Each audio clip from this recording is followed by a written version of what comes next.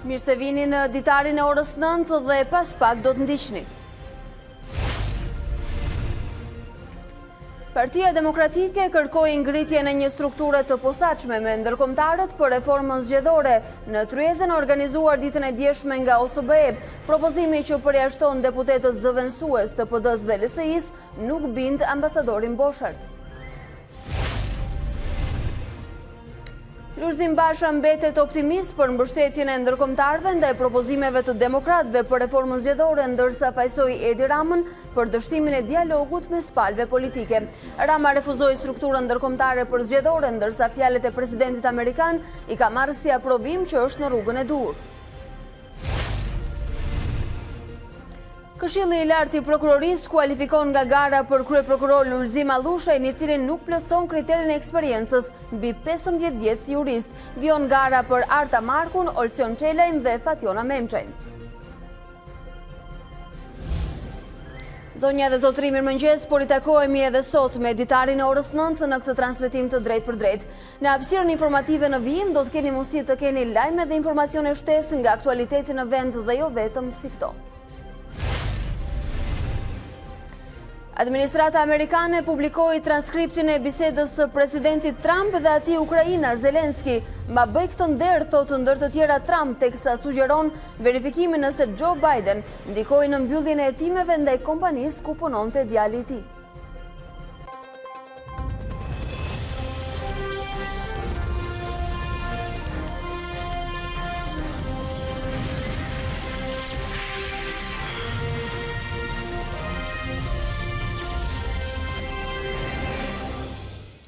Të nderuar shikues, me aktualitetin politik të minutave dhe orëve të fundit e nisim dhe këtë hapësirë të parë informative për sot.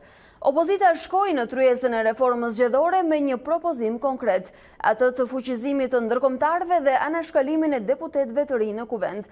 Në tryezë pati tensione që u reflektuan edhe me një largim që nuk zgjati shumë të opozitës parlamentare.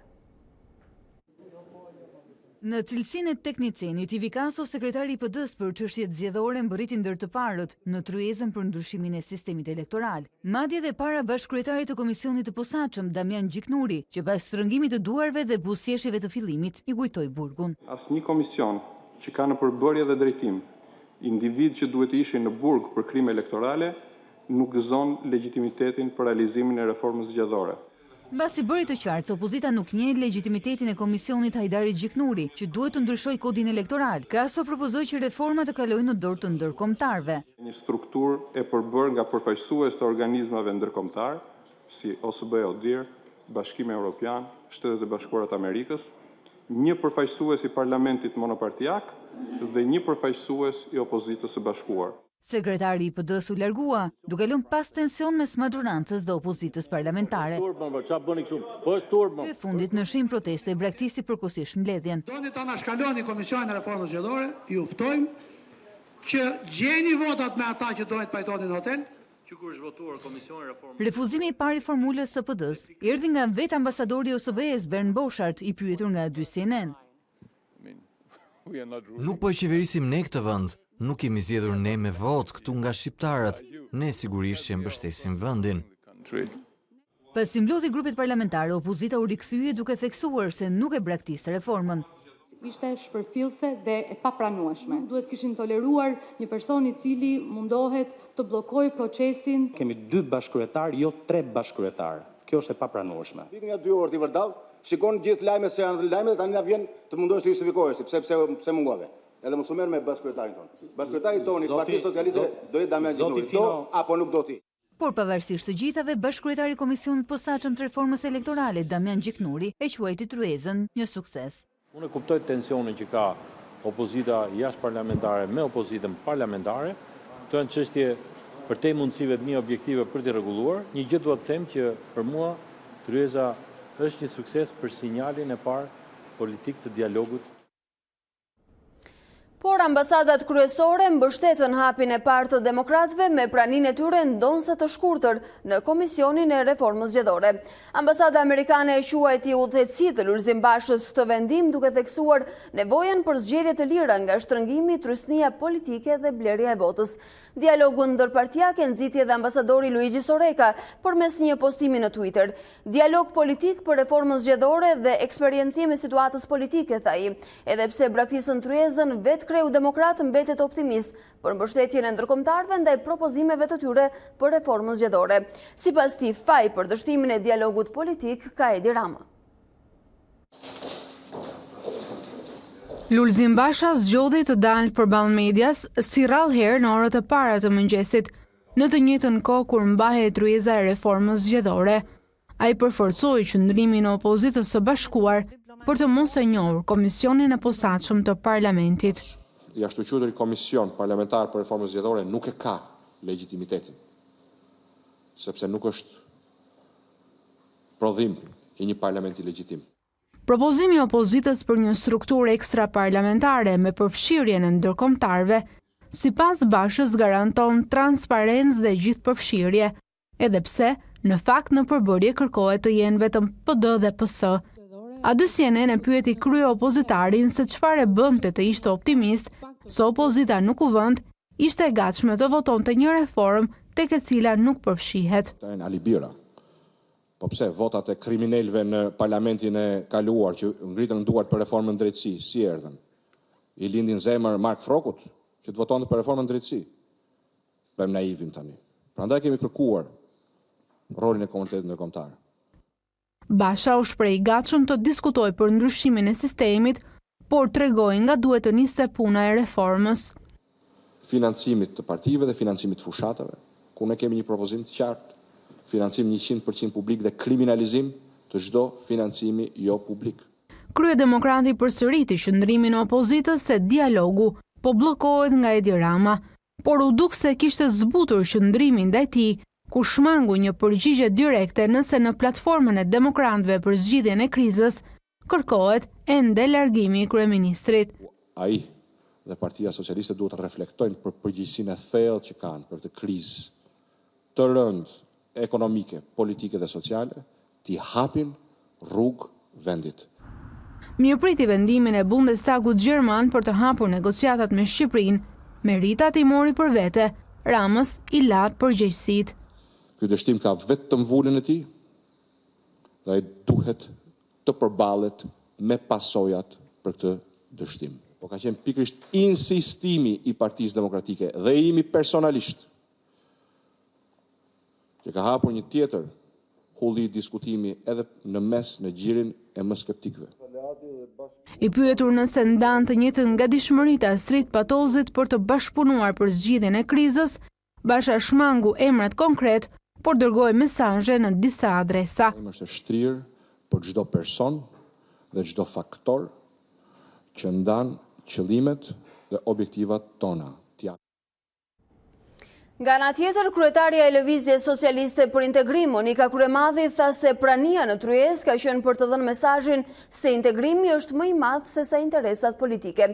Sipas saj, largimi i sekretarit për çështje zgjedhore të Partisë Demokratike, Ivi Kaso, nga konferenca për tryezën zgjedhore, ishte veprim emocional. Atëherë mund të ketë qenë një moment emocional i tij, sepse ne si tryezë opozitës vendosëm që do të marrim pjesë vetëm në seancën e parë. Zoti Basha ka qenë i deleguar nga tryeza e opozitës që të bëjë të qartë me zotin ambasador të OSBE-s, sepse ne nuk kishim një draft të agjendës për hir të vërtetës. Ne na erdhi një ftesë e cila për hir të vërtetës ishte pak e çuditshme, që erdhi menjëherë me letrën e hapur të dashurisë zotit Rama ndaj partive të opozitare. Pra si ftesa për konferencën e OSBE-s, si letra e zotit Rama erdhën në të njëjtën kohë, por nuk ishim draft, vetëm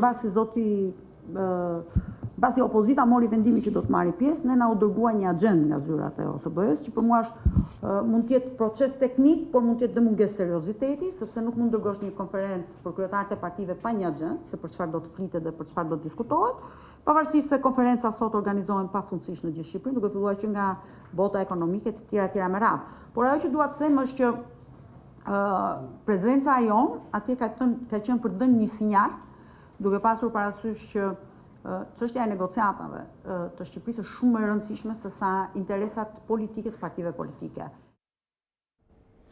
Ideja e ndërkombëtarëve që drejtojnë reformën zgjedhore nuk ka gjetur mbështetjen e kryeministrit. Nga OKB-e sqaron se procesi do të ndahet në 2 faza. E para është miratimi në blok i rekomandimeve të ODIR.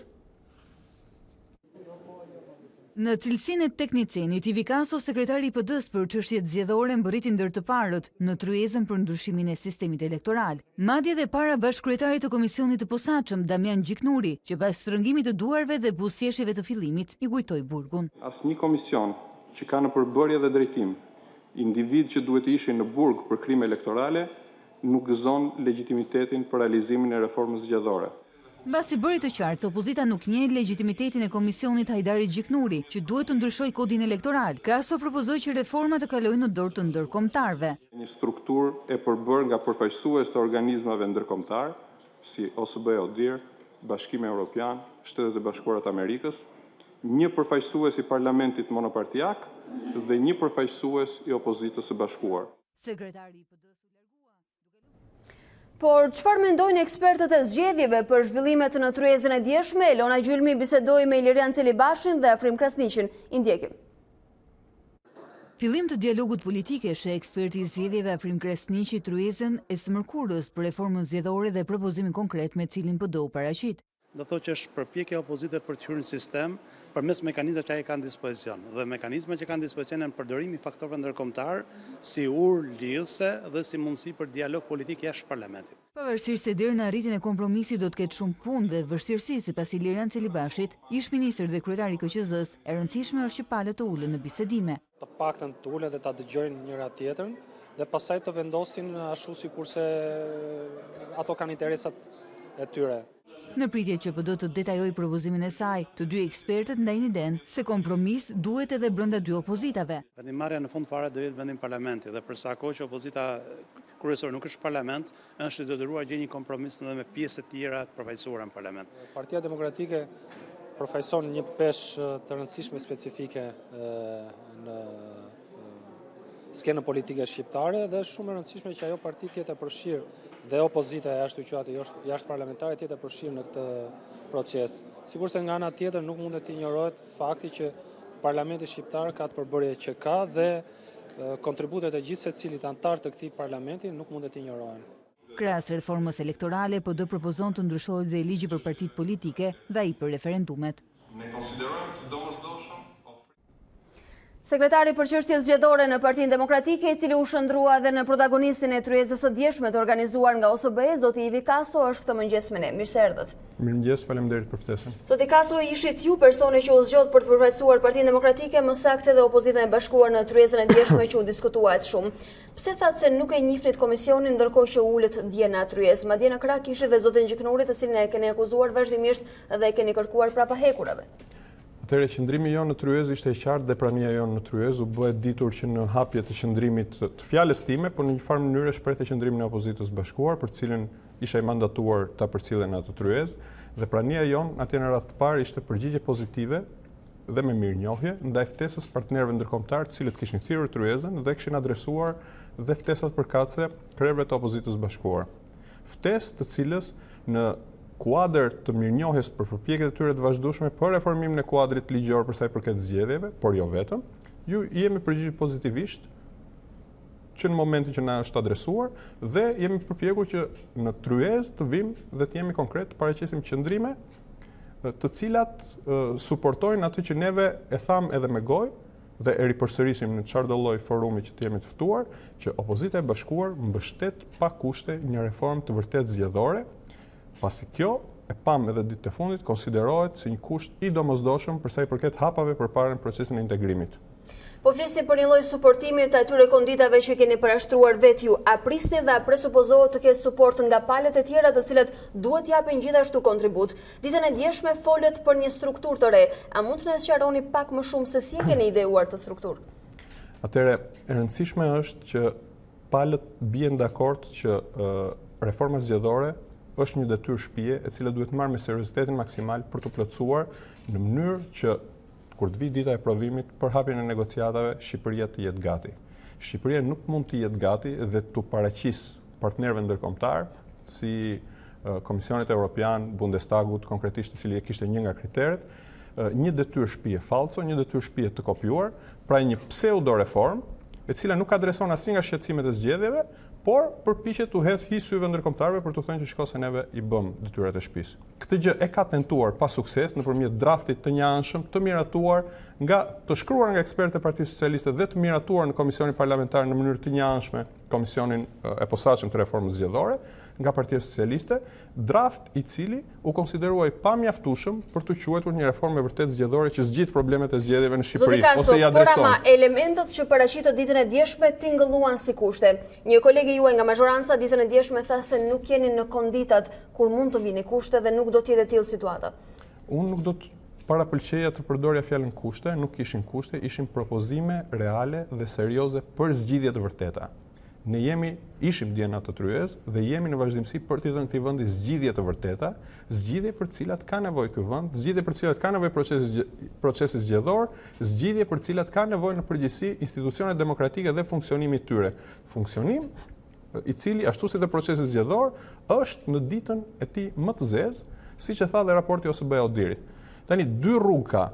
O do bëjmë sikur bëjmë reformë, gjë që e ka tentuar Edi Rama, e ka tentuar Partia Socialiste dhe nuk ja kanë konsideruar si angazhim i mjaftueshëm serioz për të hapur negociatat e antarësimit, o do bëjmë reformë të vërtetë. Nëse do bëjmë reformë të vërtetë, neve jemi në tryez dhe japim propozimet tona, japim rrugën tonë. Sigurisht kjo nuk është një kusht, sigurisht ato propozime serioze për cilat neve artikuluam dje dhe përkushtohemi, mbi secilin prej tyre, mbi 5 pikat, sigurisht mund të elaborohen, sigurisht mund të ngrihen edhe propozime më konkrete në secilin prej atyre 5 pikëve. E rëndësishme për ne është që të fillojë një dialog serioz dhe të jepen përgjigje serioze mbi propozimet tona që më besoni janë shumë serioze dhe të strukturuara. Janë të mundshme, janë të realizueshme.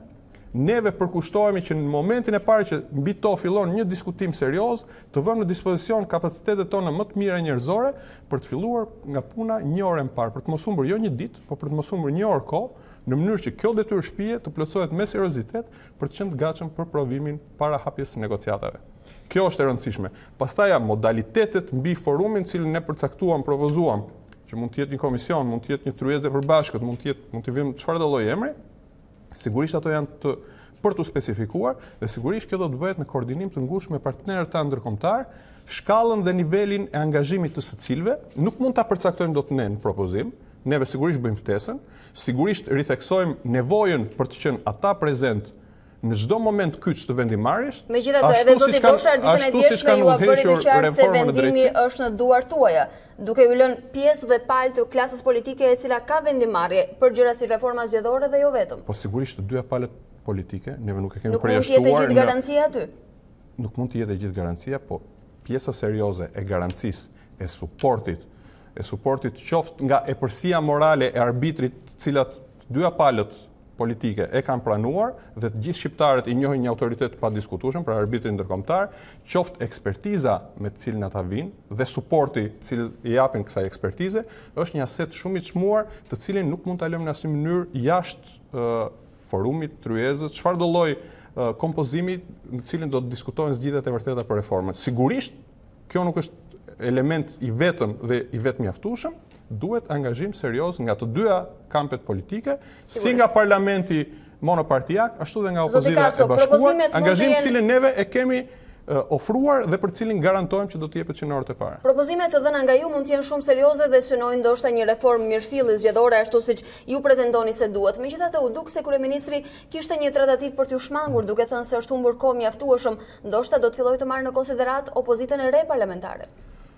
Personalisht, reagimi i kryeministrit, nëse doni një reagim jo detyrimisht në këtë rast shpreh qëndrimin e opozitës bashkuar, është një qëndrim im i personalit, nga ajo çka pash ditën e djeshme pra nga reagimi i kryeministrit, më duk sikur kryeministri jetonte akoma në atë fluckën e vetkënaqësisë, cilën e ka krijuar ndoshta pas atij takimi disa sekondesh me presidentin e Shteteve të Bashkuara dhe realisht nuk ka kuptuar ose nuk ka lexuar së pari njerë kushtet të cilat ka miratuar rezoluta e Bundestagut për sa i përket Shqipërisë, për çfarë duhet të plotësoj Shqipëria në kuadër të reformës zgjedhore dhe nga ana tjetër as rekomandimet e Odirit. Ndoshta kryeministri mendon që po të ulet atje me ekspertë e tij dhe me votat që ka, mund të bëjë disa ndryshime ligjore të cilat do të jenë të vetë mjaftueshme për të quajtur reformë zgjedhore. Në fakt kështu nuk është, sepse këtë ushtrim e ka provuar dhe nuk ja kanë quajtur. Rezoluta e Bundestagut gjerman ka një parashikim specifik për sa i përket reformës zgjedhore. Në fakt ka dy. Njëri prej cilëve është që drafti i njëanshëm i miratuar vetëm me votat e majorancës nga ky kryeminist nuk është ai i duri për të quajtur reformë zgjedhore, prandaj kërkon në mënyrë specifike rishikimin e atij drafti. Dhe nuk e kërkon këtë ushtrim ta bëjë vetëm kryeministri me deputetët e tij në parlament dhe me pseudo opozitën në parlament, por kërkon një angazhim të gjitha forcave politike në mënyrë që të arrihet në një draft konsensual i cili të adresoj problematikat e vërteta të zgjedhjeve dhe më pas të paraqitet për mirë atij. Dhe besojmë prandaj OSBE e patë arsyeshme që të gjithë ju të kishit një ftesë në këtë tryezë. Edhe pse ju vendosët të largoheshit. Sigurisht qasja jon ka qenë në këtë drejtim. Besoj që kryeministri akoma nuk e ka të qartë çfarë pritet prej tij. Prandaj reagimi tim duk një reagim emocional në ato euforinë e vetë kënaqësisë për takimin. Prandaj, a keni shpresë se propozimet tuaja mund të jetësohen qoftë edhe pjesërisht, të merren në konsiderat? Unë jam i bindur që propozimet tona janë një piknisje serioze për një proces reformimi të sistemit zgjedhor, por jo vetëm, reformim i cili duhet nisë që nga problemet e mbartura për vitesh, nga problemet e vërteta të zgjedhjeve, dhe jo një pseudo reformë si klasa politike disa herë ka tentuar dhe disa herë ja ka arritur që të bëj, por pa vënë gishtin mbi plagë mbi asnjë nga problemet e zgjedhjeve. Zgjidhje të pjesshme, të cilat nuk adresojnë asnjë nga problemet që gjithë shqiptarët i kanë përpara syve për sa i përket procesit zgjedhor, për sa i përket institucioneve që janë të përfshira në zgjedhje, nuk i shërbejnë askujt. Ju flisni për një reformë mirëfilli, megjithatë kryeministri jo vetëm edhe figura të tjera të majorancës flasin për plotësimin edhe zbatimin në praktikë të rekomandimeve që vijnë nga OSBE. A mjaftojnë ato? Atëherë, në radhë të parë i ritheksoi kryeministrit një paragraf të rëndësishëm të cilin e ritheksova dhe dje në tryezë që gjendet në raportin e fundit të Odirit, i cili parashikon që korniza ligjore aktuale do të përbënte një bazë të mirëfillt dhe shumë të mirë ligjore për sa i përket zgjedhjeve demokratike dhe me standarde, nëse klasa politike, pra ky kryeministër i cili ka të gjitha pushtetet, do të impenjohej me seriozitet në aplikimin e tyre. Tani kemi ligje të cilat janë mjaftueshmërisht të mirë, mund të përmirësohen, sigurisht mund të përmirësohen, por kemi dhe një situatë të cilën e rithekson Odiri që kjo klasë politike, ky kryeministër, kjo majorancë ka të gjitha pushtetet, nuk aplikon asnjë prej ligjeve. Nuk aplikon ndarjen e shtetit nga administrata, mos përdorimin e burimeve të shtetit në fushat zgjedhore nga majoranca, pra praktikisht duke shkrirë majorancën në pushtet me shtetin, shit blerjen e votës e tjera probleme të cilat adresimi i cilave nuk kërkon vetëm masa ligjore ndërhyrje në kod, por kërkon mbi gjitha vullnet politik. Dhe gjetja e një mekanizmi i cili e garanton vullnetin politik është sfida e vërtetë e reformës zgjedhore. Që duhet vi përmes ndryshimit në reformën zgjedhore. Megjithatë, një fjali juaj kur jemi tek sistemi aktual na bëri përshtypje të rëndësishme. Thoshit që edhe sistemi aktual është i shëndosh nëse aplikohet mirëfilli në praktikë. Përsa i përket diskutime për sistemin, sigurisht opozita e bashkuar ka patur një qëndrim të saktë, të cilin e ripërsërit këtu te ju, diskutime lidhur me sistemet zgjedhore dhe me sistemin aktual të cilin jemi duke aplikuar, nuk është një diskutim tabu, por sigurisht në tryezën e reformës nuk mund të jetë diskutimi më i rëndësishëm.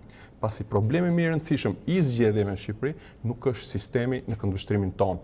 Sigurisht kërkesë e shumë palëve politike, një pjesë e cilëve janë dhe pjesë e opozitës bashkuar, është rishikimi ose hapja një diskutimi serioz mbi sistemin zgjedhor, diskutimi i cili për ne nuk është tabu, mund të hapet në kohën e dur, në mënyrën e dur dhe të adresohet, ndoshta ka propozime më të vlefshme dhe më të mira se sa sistemi që neve aplikojmë, por këto duhen parë në kontekstin e dur, duke adresuar më së pari problemet të cilat janë problemet e vërteta. Dhe në këtë kuadër sigurisht është një propozim dhe për rishikimin e sistemit, cilën jemi të hapur, të ulemi në tryezë dhe ta shohim me shumë seriozitet. Të mirat dhe të këqijat e sistemit që kemi, të mirat dhe të këqijat e sistemeve që aplikojmë. Nuk pretendojmë ne si opozitë që përsa i përket sistemit kemi zgjidhjen magjike ose kemi zgjidhjen më të mirë, jemi të hapur të dëgjojmë të gjitha palët, nëse ka një zgjidhje më të mirë se sistemi që kemi, sigurisht do ta shohim me shumë seriozitet. Po thoni se jeni të hapur të dëgjoni gjitha palët. Zoti Gjiknuri tha dje se ky ishte një gjysmë hap pozitiv për të nxitur dialogun politik mes palëve. Ju larguat nga salla pasi dhat propozime dhe thatë se nuk e njihni komisionin aktual. Çfarë më pas, zoti Kaso?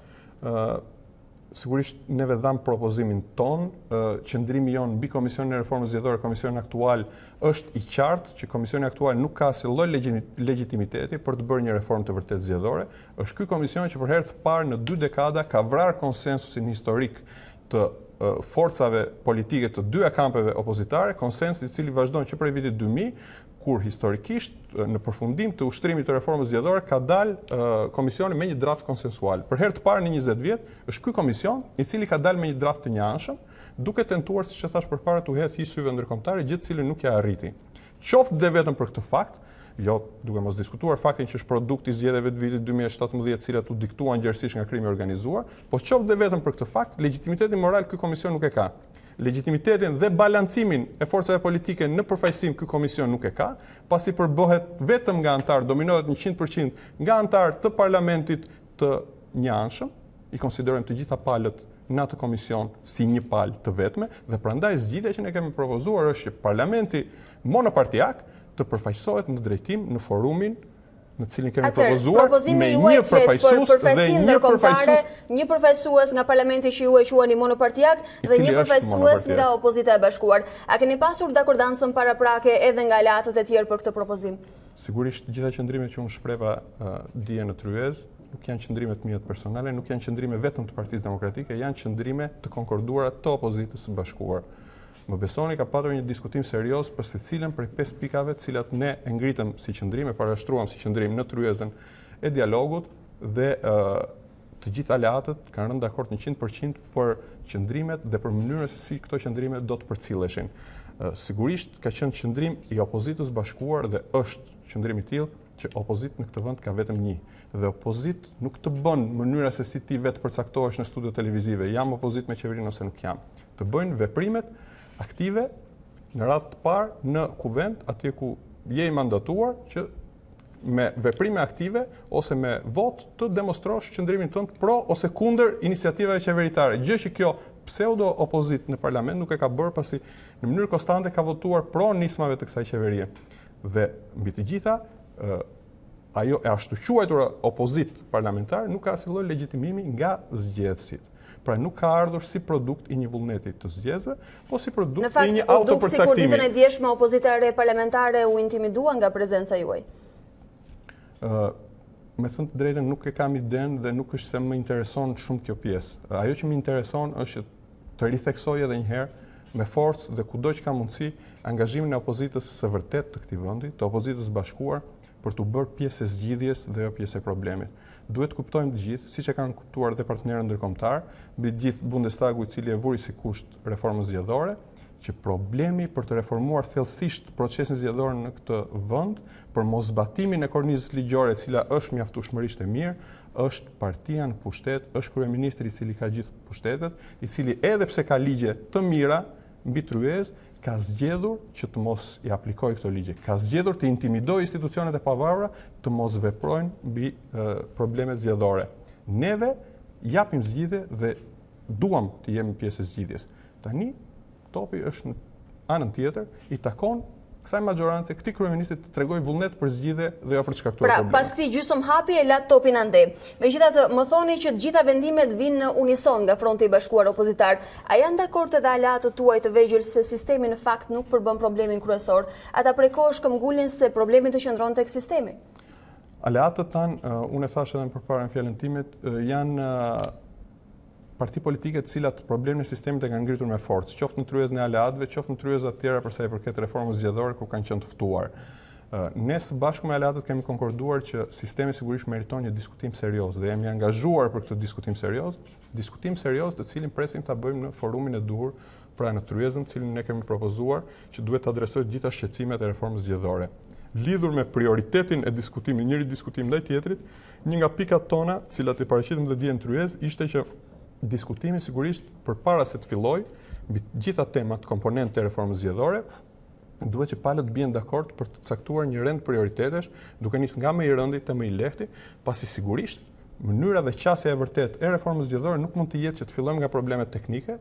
Fjala vjen nga rekomandimi 23 ose 24 i Odirit për zgjedhjet e vitit 2017, që proces verbalet të kenë dhe firmën e personit që i hedh në sistem, një aspekt thellësisht teknik që nuk i prish punë asnjëriu, dhe të mos adresojmë shqetësimet kryesore. Neve duam të fillojmë nga më i rëndi deri te më i lehti. Dhe sigurisht në Tryezë do ta dakordsojmë rendin e prioriteteve me të gjitha palët që janë prezente. Për këtë Tryezën e ardhshme për cilin po flisin në këtë moment dhe ndoshta mund të uleni edhe me palët tjera, a janë kushte, ato kushte të cilat ju i propozua ditën e djeshme, a do të uleni sërish me zotin Gjiknuri? Unë besoj që janë piknisje serioze për diskutim dhe për reflektim nga gjitha palët.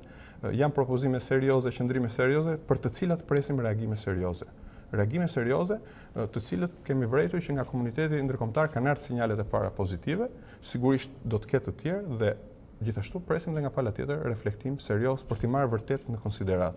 Vlerësojmë se çdo ditë e humbur është një shans i humbur për t'i bërë detyrat e shtëpisë në mënyrë të vërtetë, një orë përpara, që në momentin kur të vi provimi i hapjes negociatave, neve të jemi gati. Ky është shqetësimi jonë më i madh, kjo është arsye sepse ishim tryez dhe kjo është arsye që do të jemi në çdo tryez të vërtetë, në cilën do të thirremi me sinqeritet për të bërë një reformë të vërtetë. Urojmë të jetë ky shqetësimi të gjithëve. Unë ju falenderoj që ishit sot këtu. Faleminderit juve.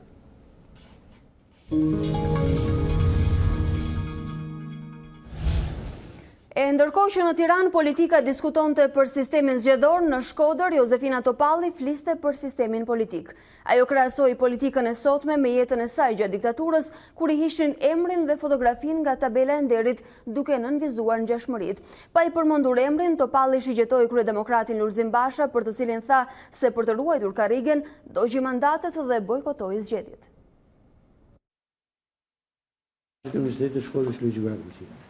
Rreth 40 vjet pasi hoqën emrin nga çmimi i parë në Olimpiadën e Matematikës, Jozefina Topalli u rikthye në Universitetin e Shkodrës, ku nderua me çmimin e karrierës.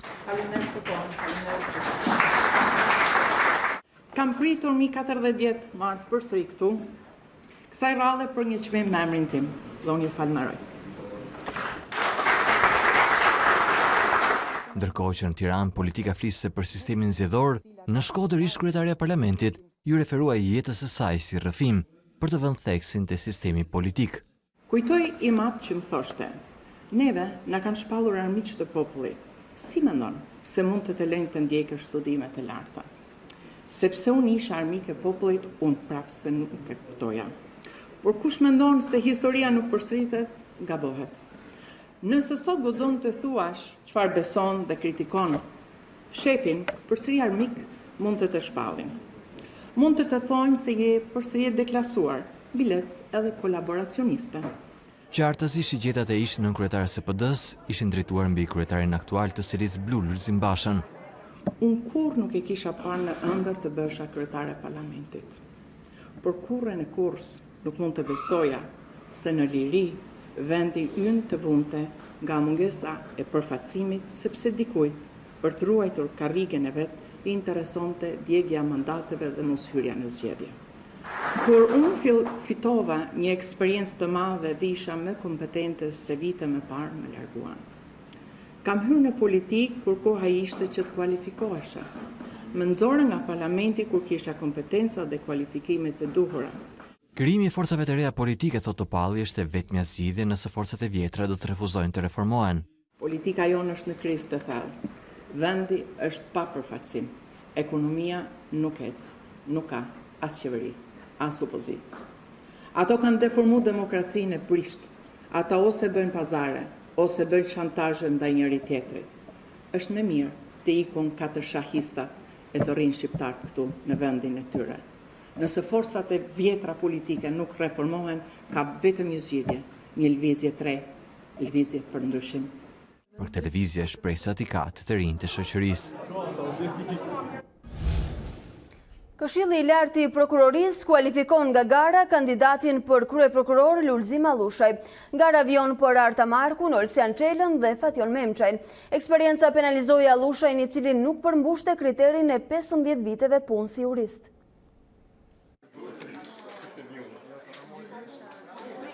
Ti marrim me radhë të gjithë kandidatët sipas rrjedhit alfabetik dhe secili antar i këshillit, pasi ka bërë detyrën e shtëpisë në thonjza për të konsultuar dokumentacionin që unë përmenda, të shpreh mendimin e tij në lidhje me këtë fakt. Pra, nëse kandidati në fjalë i plotëson ose jo kushtet, dhe në përfundim këshilli do të votojë për të marrë një vendim për miratimin e një liste me kandidatët të cilëve ju çelet drita e jeshile për të vijuar më tej me garën dhe potencialisht të ndonjë kandidati, kandidimi i cilit ndalohet në këtë fazë. Dhe ai që u skualifikua nga këshilli nga gara për karikën e kreut të organit akuzës ishte Lulzim Leçaj. Avokati që konkuronte nga radhët e shoqërisë civile nuk plotson kriteret që parashikon kushtetuta. Arsyetimi i detajuar për përjashtimin e Allushajt Alushaj nuk plotson kushtin e pasjes 15 vjet përvojë pune si juristi spikatur, e parashikuar në nenin 148A.3 e Kushtetutës dhe ligjin 97 i vitit 2016 për organizimin dhe funksionimin e prokurorisë. Rezulton se kandidati është diplomuar në vitin 2004 dhe në këto kushte deri më datë 29 prill 2019 kanë kaluar më pak se 15 vjet nga data e diplomimit të kandidatit Alushaj. Kandidati nuk ka plotësuar rregullisht deklarimet për plotësimin e kushteve ligjore, sipas nenit 148A të Kushtetutës dhe ligjit 97 të vitit 2016. Vendimi i bashkëlitet relacionit shpjegues dhe mund të ankimohet brenda 3 ditëve nga marrja e njoftimit. Gara e fortë për kreun akuzës do të zhvillohet mes 3 kandidatëve që vinë nga radhët e prokurorëve. Kryeprokurorja e përkohshme Arta Marku, vartësi saj Ursian Çela dhe ajo e krimeve të rënda në apel Fatjuna Memçaj do të vijojnë garën për t'u nënshtruar intervistimin dhe pikëzimit nga ana e Këshillit. Shqiptarët shpenzojnë 44% të ardhurave të tyre mujore për t'jetuar. Kjo ka rezultuar nga anketa e buxhetit të familjeve publikuar nga Instituti i Statistikave, një shifër shqetësuese e cila flet për nivelin e lartë të varfërisë në Shqipëri. Një tjetër e dhënë interesante është ajo e konsumit për frymë. Sipas Instat, 90% e familjeve në vendin tonë shpenzojnë mesatarisht 20.294 lekë në muaj, ekuivalent kjo me 676 lekë në ditë ose rreth $6.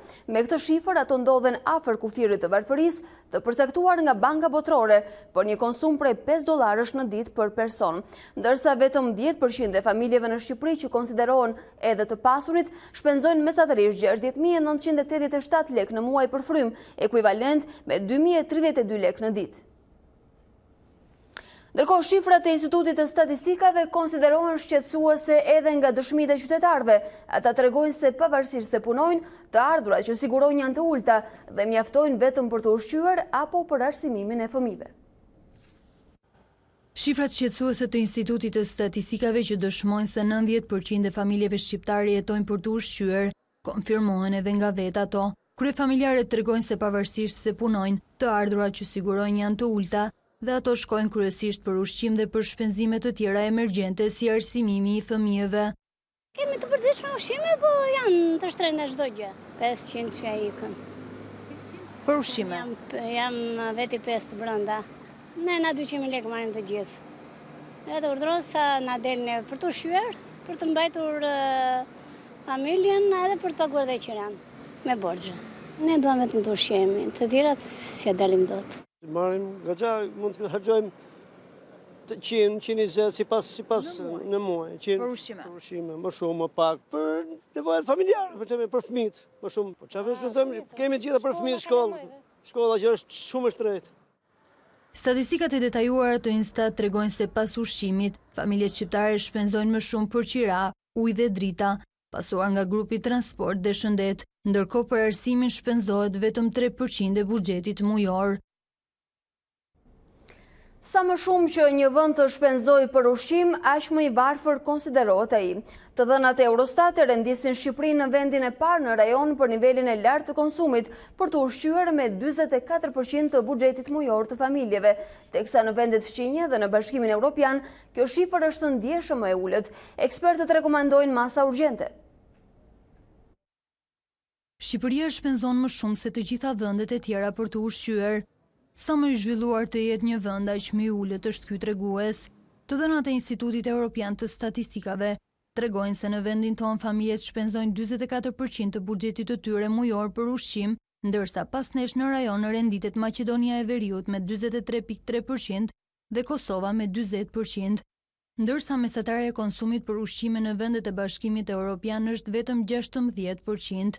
Ekspertët rekomandojnë disa masa për të rritur nivelin e jetesës dhe zbutur varfërinë në vend. Të ndryshuar këtë situatë, unë them që gjëja e parë është që qeveria duhet të kujdeset që të promovojë një rritje të qëndrueshme ekonomike. Domethënë, për të thënë më thjesht, ata që flasun që rritja të mos vijë nga shiu apo nga projekte mëdha që janë 2 vjet, 3 vjet apo që mbarojnë, po të rritja të vijë nga vendet e punës që me vlerë të shtuar. Për shembull, nëse do nxitet hapja e vendeve të punës në teknologjinë e informacionit, dhe to vende pune, investimet e huaja që do sillen do të paguanin më shumë, domethënë do jepnin paga më të larta për punojësit, Momenti që punojësit do marrin pak më të larta, atëherë do të jenë prirur që të shpenzojnë më shumë për gjëra të tjera, domethënë nuk do jetojnë më thjesht për të ushqyer. E para njerë do të jetë edukimi, sepse çdo lloj politike që vjen nga mbrapa nuk të hyn në punë nëse s'ka edukimi.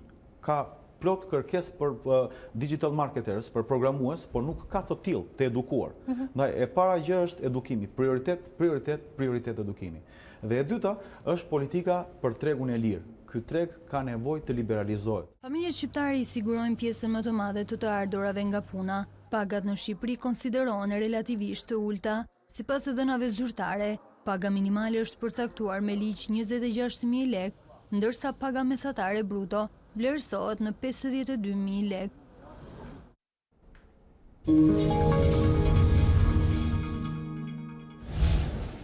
Njemi dhe me zhvillimet ndërkombëtare, administrata amerikane publikoi transkriptin e bisedës së presidentit Trump me të Ukraina Zelenski. Ma bëj këtë nder, thotë ndër të tjera Trump tek sugjeron verifikimin nëse Joe Biden ndikoi në mbylljen e hetimeve ndaj kompanisë ku punonte djali i tij. E zeza mbi të bardhë, administrata amerikane publikoi transkriptet e një bisede telefonike mes presidentit Donald Trump dhe homologut të tij Ukrainas Volodymyr Zelensky dhe natyrisht nuk ndihmojnë pozicionin e kreut të shtëpisë së bardhë në hetimet e nisura nga demokratët për shkarkimin e tij. Në dokumente konfirmohet se Trump i kërkoi Zelenskit me 25 korrik që të hetoj kandidatin demokrat për zgjedhjet presidenciale Joe Biden, nëse kërkoi mbylljen e hetimeve për korrupsion ndaj një kompanie ukrainase gazi, në të cilën punonte dhe djali i tij. Ka shumë për të folur për të birin e Biden, dhe që Biden e ndali ndjekjen penale dhe shumë njerëz duan informacion për këtë çështje, prandaj çdo gjë që mund të bënin me prokurorin e përgjithshëm do të ishte e vlefshme. Ma bëj këtë nder, vijon presidenti amerikan. Telefonata u bë pasi Trump kishte urdhëruar qeverinë amerikane të ngrinte rreth $391 milion ndihmë amerikane për Ukrainën. Kjo ka bërë që demokratët të hapnin procedurat për hetim shkarkimin e Trump. Kreu i shtëpisë së bardhë këto zhvillime i cilëson një gjueti shtrigash. Thjesht që ta kuptoni, kjo është gjuetia e shtrigave më e madhe në historinë amerikane, ndoshta edhe në të gjitha historitë, është diçka e turpshme. Presidenti amerikan mohon të ketë bërë presion të drejtë për drejtë ndaj Ukrainës lidhur me këtë çështje. Teksti i bisedës i publikuar pas një modifikim tregoi ndër të tjera që Trump i kërkoi Zelenskit që të kontaktoj prokurorin e përgjithshëm William Barr dhe avokatin e tij personal Rudo Giuliani për të shkuar deri në fund hetimeve ndaj Biden. Vendimi i demokratëve për nisjen e procedurave të shkarkimit për presidentin amerikan Trump është një gjueti shtrikash. Reagojnë ashpër edhe pjesëtar të Partisë Republikane. Reagimi i presidentit amerikan Donald Trump lidhur me vendimin e demokratëve erdhi nga New Yorku, ku po merr pjesë në Asamblenë e Përgjithshme të OKB-s. Një ditë kaq e rëndësishme në Organizatën e Kombeve të Bashkuara, kaq shumë punë dhe kaq shumë sukses. Dhe demokratët me qëllim duhet ta prishin atë me më shumë lajme me këtë gjueti shtrigash. Sa keq për vendin ton. Ai premtoi të publikojë një transkript të bisedës telefonike me presidentin e Ukrainës Volodymyr Zelensky për të treguar se nuk ishte asgjë të papërshtatshme në të. Shtëpia e Bardhë tha në një deklaratë se demokratët kishin shkatëruar çdo mundësi progresi legjislativ për popullin amerikan, duke e fokusuar energjinë e tyre tek sulmet politike. Ndërkaq lideri i republikanëve në Senat Kevin McCarthy tha: Zonja Pelosi është kryetaria e dhomës së përfaqësuesve, po ajo nuk flet në emër të Amerikës kur vjen puna për këtë çështje. Ajo nuk mund të vendosë në mënyrë të njëanshme për nisjen e procedurave të shkarkimit. Drejtori në detyrë inteligjencës kombëtare Joseph Maguire ka refuzuar të dorëzojë në Kongres raportin lidhur me çështjen e Ukrainës.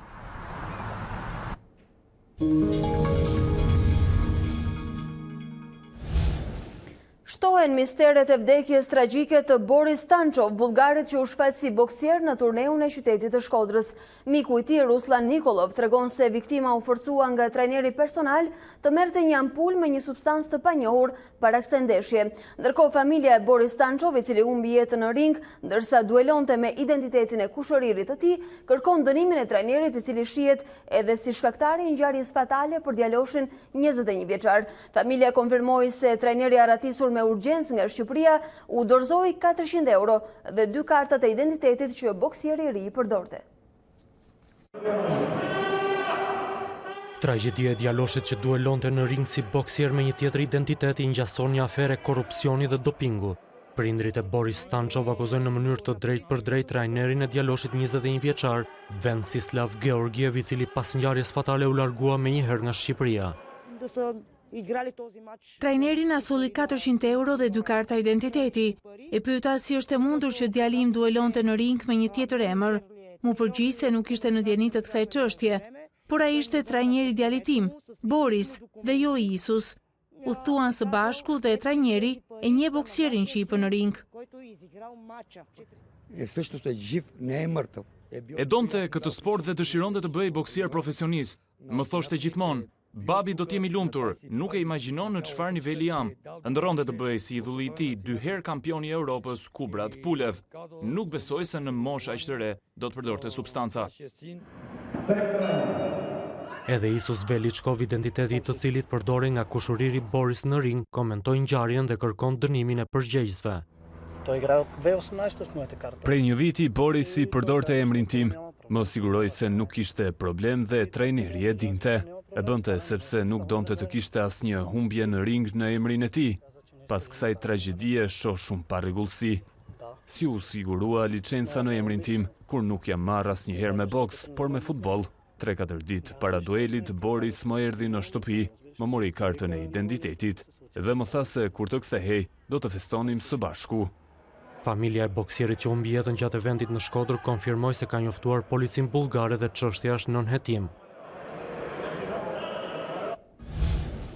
Nëse na presin orë të tjera me reshje apo rikthehet dielli, na e thotë në parashikimin e saj Tanja Porja.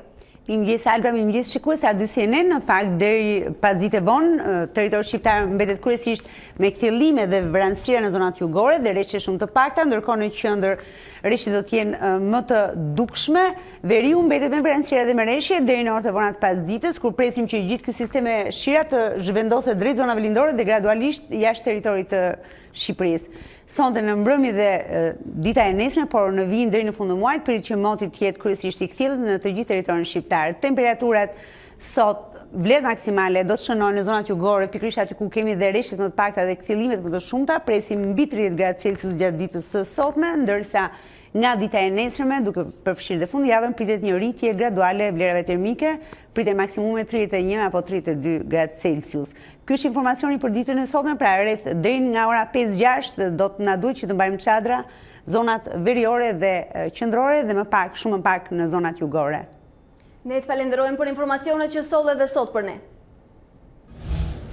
Ndërkohë, ne të nderuar shikues, erdhëm në minutat e fundit të këtij edicioni. Unë ju falenderoj që qëndruat me ne. Bashkëndahemi këtu për të ritakuar në orën 13. Deri atëherë qëndroni me A2 News.